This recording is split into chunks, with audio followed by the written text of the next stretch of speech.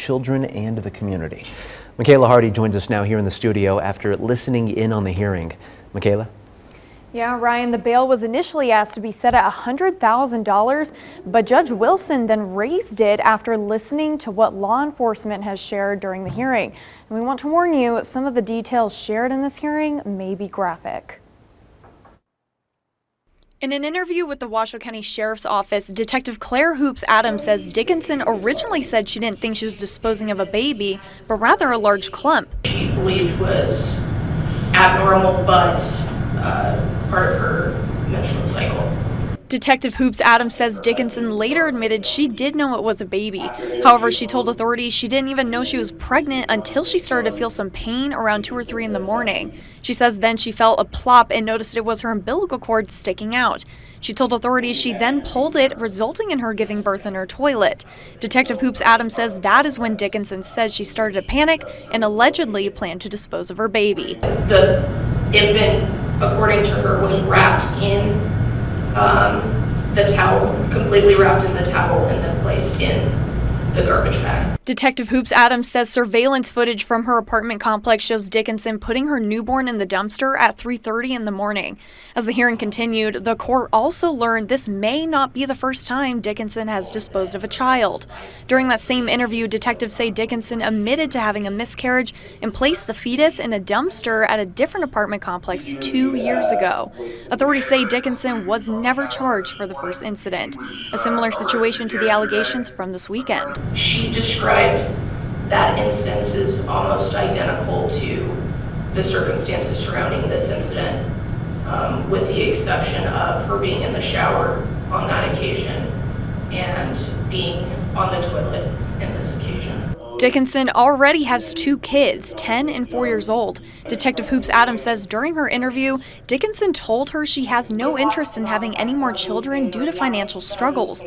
According to investigators, a neighbor found the infant 10 hours later after being left in the dumpster Saturday. Luckily, the baby survived and received medical treatment at Renown. Dickinson's next hearing is set for tomorrow morning at 8:30. We'll be sure to keep you updated on air and online as we continue to follow this case. Covering Crime Beat, Michaela Hardy, 2 News Nevada.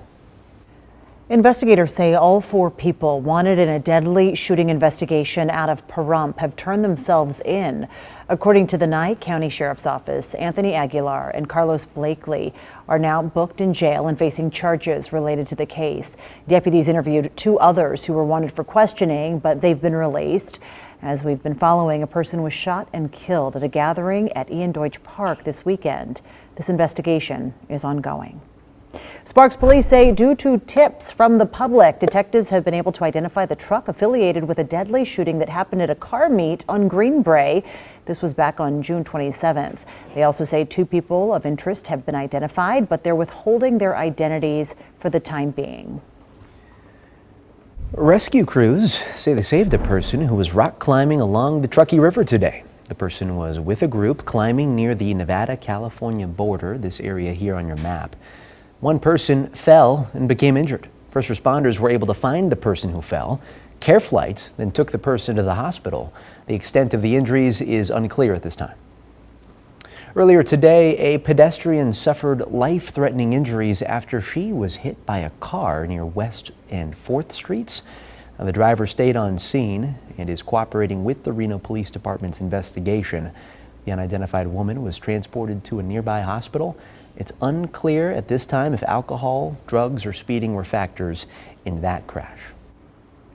New details have been released about a deadly crash involving 5 kids on the 4th of July. The crash happened on Pyramid Highway just after 7 p.m. on Independence Day.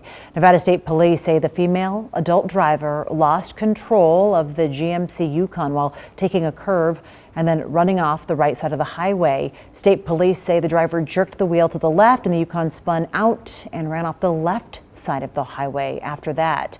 The driver then jerked right again, according to state police, and the Yukon rolled, throwing 3 children from the car. Deputies say 1 child was pronounced dead on scene. 2 others were rushed to the hospital with serious injuries. The driver was transported with minor injuries.